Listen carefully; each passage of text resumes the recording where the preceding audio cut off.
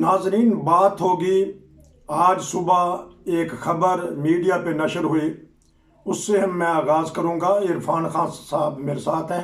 जी अस्सलाम वालेकुम। वालेकुम। जब सुबह टीवी खोला तो पहली खबर देखी कि भारत में, इंडिया में क्लासरूम में एक बहस हो जाती है।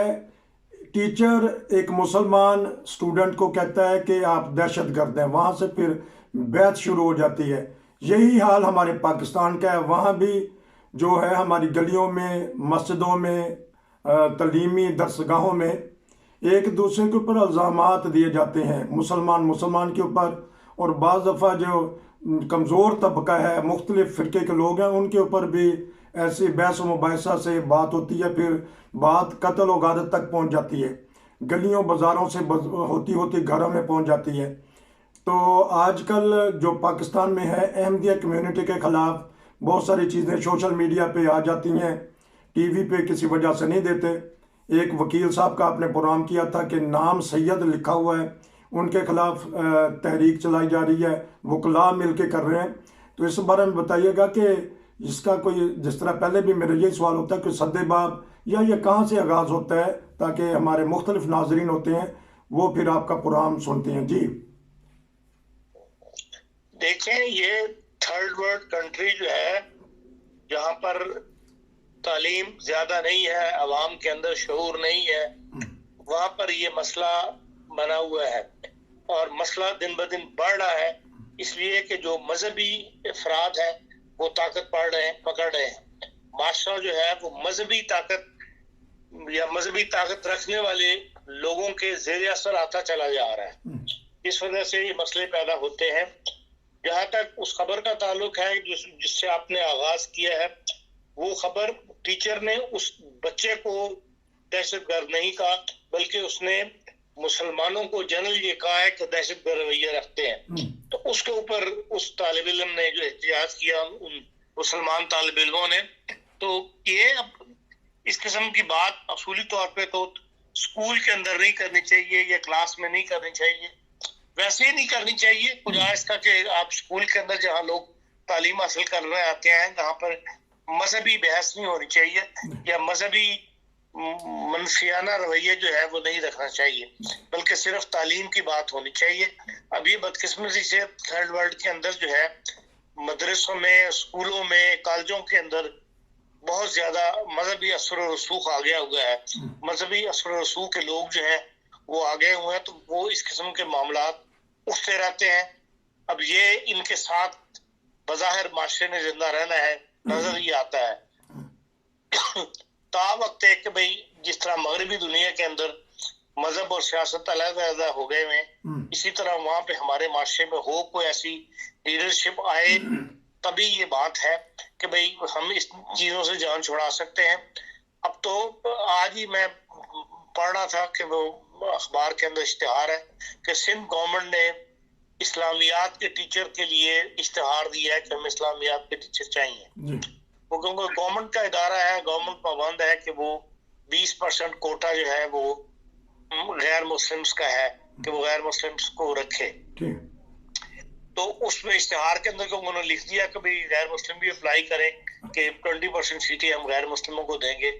उसके ऊपर उलमा का एहतजाज जो है वो नोटिस लिया उलमा ने, और वो एहतजाज शुरू हो गया है सिंध के अंदर कि जी आप गैर मुस्लिमों से बच्चों को इस्लामियात पढ़वाएंगे। तो इसके खिलाफ उन्होंने एहतजाज किया कि जी हम गैर मुस्लिमों से हमारे बच्चे इस्लामियात नहीं पढ़ सके। वो तो टीचर का इश्तिहार है, उसमें ये तो नहीं लिखा कि भाई हमने जरूर इस्लामियात पढ़ाना है। जो सब्जेक्ट पढ़ाने हैं उसमें इस्लामियात भी शामिल है, लेकिन दूसरे सब्जेक्ट भी है जो टीचर रखे जाएंगे गैर मुस्लिम, दूसरा सब्जेक्ट पढ़ा लेंगे। लेकिन उसके ऊपर इतना सीख पाओ होना कि एहतजाज पे उतर आना और इस किस्म की गंदी जबान इस्तेमाल करना जिस किस्म की उलमा ने इस्तेमाल की हुई है। अब ये एक बदकिस्मती है हमारे सोसाइटी की कि शऊर नहीं है, किसी बात पे गौर नहीं करते, एकदम उठ खड़े हो जाते हैं।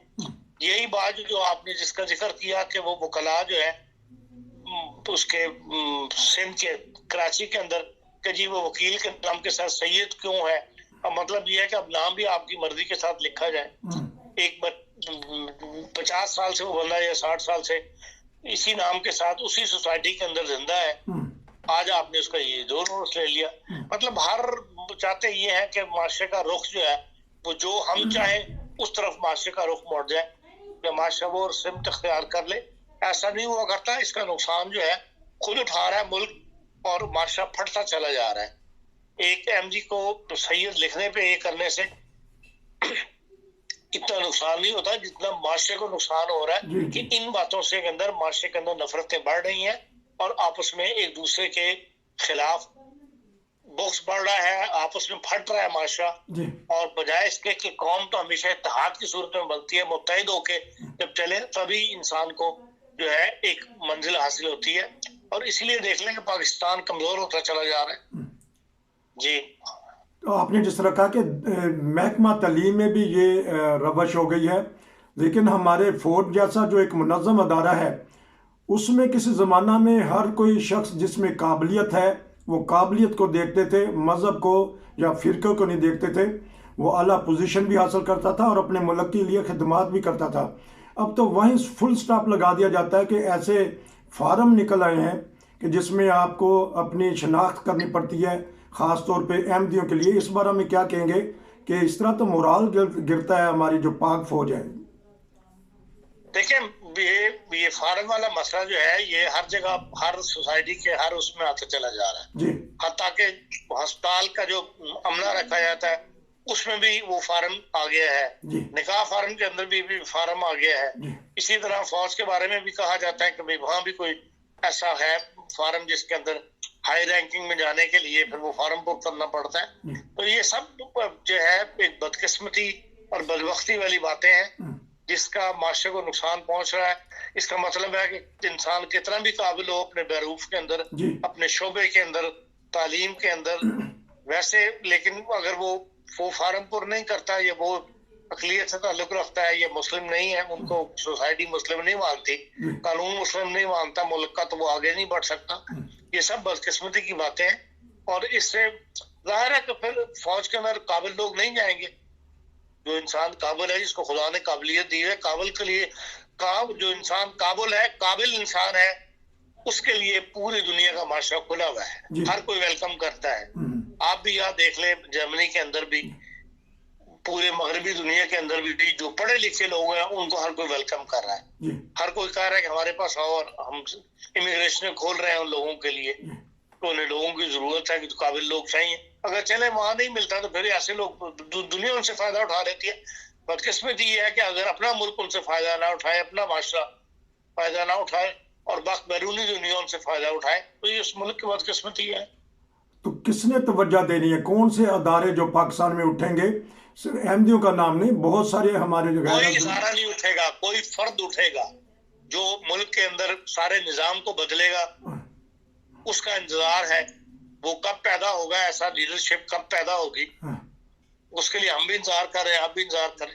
تو ایک تبدیلی سرکار, کوئی امید نہیں. ایک تبدیلی سرکار آئی تو تھی, 3.5 سال موقع دیا, اب انہوں نے جا کے دھڑم کر کے پنڈی میں جا کے استعفے دے دیے. اس تبدیلی سرکار سے پہلے دن سے کوئی ایسے آثار نہیں تھے کہ وہ ایسی تبدیلیاں لے کے آئے گی. وہ پہلے دن سے ڈرا ہوا تھا. عاطف میاں والا واقعہ یاد نہیں آپ کو؟ کتنے دن ہوئے تھے اس کو حکومت کرتے آئے ہوئے, مہینہ نہیں ہوا تھا, تو پیچھے ہٹ گیا تھا. وہ لوگ اور ہوتے ہیں جو ملک میں اندر انقلاب لے کے آتے ہیں. تو آپ تو بہت سارے جو ہمارے بہت سارے پروفیسرز ہیں یا دوسرے لوگ ہیں, وہ اب دبی لفظوں میں بھی نہیں کچھ اظہار ہمدردی کرتے, بالخصوص اقلیتوں کے ساتھ اور احمدیوں کے ساتھ. ان کو کیا ہو گیا؟ وہ کیوں نہیں اٹھ رہے احمدیوں کے حق میں؟ دنیا پیچھے پڑ جاتی ہے, ہر ایک کو اپنی جان پہ آ رہی ہے, اپنے گھر پہ آ رہا ہے. ابھی تو یہ دوسری سٹیج ہے. پہلی سٹیج تو یہ ہے کہ کوئی ایسا بندہ آئے جو معاشرے کو اس شدت پسندی سے نکالے. پہلے معاشرے کو یہ سکھائے کہ ہاں ہر انسان برابر ہے, ہر آدمی جو اس ملک پاکستان میں رہتا ہے وہ محب وطن ہے, اور اس کو ایکول رائٹس ہیں, ایکول طور پر اس کو سرکار جو ہے وہ اس کے ساتھ سلوک کرے گی. تو اس کے بعد پھر اگلا سٹیپ یہ ہے کہ پھر معاشرے کے اندر ایسے قوانین ختم کیے جائیں جن کے اندر نفرتیں اور تفریق پیدا ہوتی ہے. ابھی تک پہلے اسٹیپ کی طرف ہی کوئی ایسا لیڈرشپ نہیں آ رہی, ہر کوئی ڈر جاتا ہے. نہیں تو وہ ابھی چند دن پہلے آپ نے ایک پروگرام بڑا اپنے وائس آف جرمنی پہ کیا, کاکڑ صاحب تھے غالباً, وہ تو بڑے دھڑلے سے بول رہے تھے, تو ان کی آواز جاتی نہیں نکاح خانے. ایسے لوگ ہیں, لیکن وہ لوگ بلوچستان میں ہیں, دوسرے صوبوں میں ہیں. اصل مسئلہ پنجاب کا ہے. یہ تمام تحریکیں اور اس قسم کی تمام جو حرکتیں ہیں وہ پنجاب سے شروع ہوتی ہیں, اور وہیں پہ سب سے زیادہ ادھم مچا ہوا ہے مذہب کی دنیا کا. اسی لیے پہلے وہاں سے کوئی تحریک اٹھے, ایسی کوئی ایسا حکومت آئے جس کے پاس اکثریت لے کر آئے, جو لبرل خیالات کی رفتی ہو, تو وہاں سے اگر امن ہونا شروع ہو جائے تو باقی جگہ زیادہ. بلوچستان والے تو مذہبی لوگ ہیں ہی نہیں, وہ تو مذہب کے معاملے میں دخل ہی نہیں دیتے, وہ تو آزاد لوگ ہیں, اور مذہبی معاملے میں بھی وہ اس قسم کا رد عمل شو نہیں کرتے جس طرح کہ ہمارا شو کیا جاتا ہے پنجاب کے اندر. سندھ کے اندر بھی صرف ایک مخصوص طبقہ ہے جو اس قسم کی نعرے بازی کرتا ہے. جہاں جہاں ختم نبوت والوں کی تنظیمیں بن گئی ہوئی ہیں, وہ لوگ اس قسم کی فضول باتوں میں پڑھتے ہیں. جو تحریک ابھی بھی جو احمدی وکیل کے خلاف ہو رہی ہے, اس کے جو ویڈیو وائرل ہوئی ہے, اس کے اندر دیکھ لیں 15-20 وکیل ہیں, وہ ساری داڑیوں والے ختم نبوت والے ہیں, ختم نبوت کے نعرے لگا رہے ہیں. وہ سارا بار تو نہیں کھڑی ہوئی, کراچی میں تو ہزاروں وکیل ہیں, ان میں چند وکیل 12-15 وکیل اس قسم کے نظریات کے لوگ ہیں یا ایسے نکل آتے ہیں. تو وہ بھی ان کا نکلنا بھی کوئی نقصان دہ بن سکتا ہے کسی بھی لحاظ سے. ایک آہستہ آہستہ تحریک اسی طرح پکڑتی ہے, لیکن ان کو دبایا جا سکتا ہے. کیونکہ آپ جرمنی میں بھی رہے ہیں, تو جرمنی میں بھی بعض دفعہ کچھ ایسی تحریکیں غیر ملکیوں کے خلاف آ جاتی ہیں, تو بڑے حکمت کے ساتھ ان کو دبا دیا جاتا ہے. تو یورپ والے یا امریکہ والے یہ ایسی چیزوں کو ٹھپ دیتے ہیں, دبا دیتے ہیں یا ختم کر دیتے ہیں. کوئی ایسی بات جو آپ کی بات پہنچ جائے کسی نہ کسی تک, کچھ کہنا چاہتے ہیں 1 یا 2 منٹ میں؟ یہاں کا قانون ان کو سپورٹ کرتا ہے حکومتوں کو معاملات کو دبانے کے لیے. یہاں ہر ایک کو ایکول رائٹ ہے. ہمارے معاشرے میں ایکول رائٹ نہیں ہے. وہاں کی حکومتیں جو ہے لوگ قانون کی کتابیں کھول کے بیٹھ جاتے ہیں. اب بھی جو معاملہ اٹھا ہوا ہے کراچی کے اندر, اس کے اندر لوگ قانون کی کتابیں کھول کے بیٹھے ہوئے ہیں کہ نہیں, پڑھ کے انگلی رکھ کے سنا رہے ہیں کہ یہ دیکھیں پاکستان کا آئین میں کیا لکھا ہوا ہے. آئین میں یہ بھی لکھا ہوا ہے کہ ہر شخص کو جو پاکستان میں ہر قسم کی مذہبی آزادی حاصل ہے کہ وہ اپنے مذہب کے مطابق اس پر عمل کرے, اس پر کوئی انگلی نہیں رکھتا. یہ بات آپ نے جی بتائیے گا. بس یہی میں کہنا چاہتا ہوں کہ یہی پر حکومت کا کام ہے نا, یا عدلیہ کا کام ہے کہ وہ فیصلہ کرتے ہوئے اس قانون کو بھی ذہن میں رکھے کہ ہاں ہر پاکستان کے شہری کو اپنے مذہب کے مطابق عمل کرنے کی آزادی حاصل ہے آئین کے اندر, آئین کے مطابق.